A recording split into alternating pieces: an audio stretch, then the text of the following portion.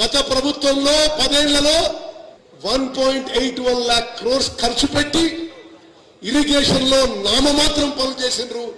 ఎక్కడా పెద్దగా ఆయకట్టు సృష్టించలేదు గత ప్రభుత్వాన్ని చెప్పక తప్పదని చెప్పని చేస్తున్నా.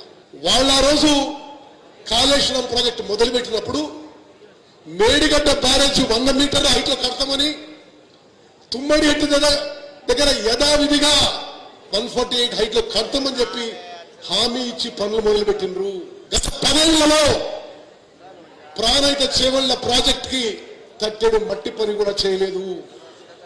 ఉమ్మడి నిజామాబాద్ జిల్లాకి ఎంతో ఉపయోగపడే ప్రాణహిత చేవళ్ల ప్రాజెక్టు 1-2 నెలల్లో పనులు మొదలుపెట్టి మా టైంలో మా టర్మ్లో మేము పూర్తి చేస్తామని చెప్పి సభాముఖంగా నేను మాటిస్తున్నాను.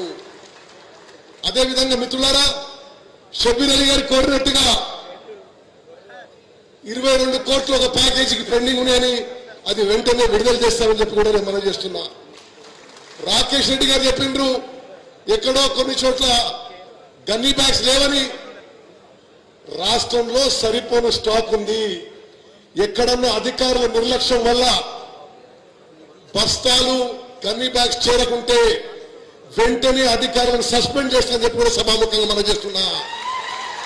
ఈ రాష్ట్రంలో ఏ ప్రొక్యూర్మెంట్ సెంటర్ లో గన్నీ బ్యాగ్స్ కొరత అవ్వడానికి వీలు లేదు. జిల్లా కలెక్టర్లకు విజ్ఞప్తి చేస్తున్నా.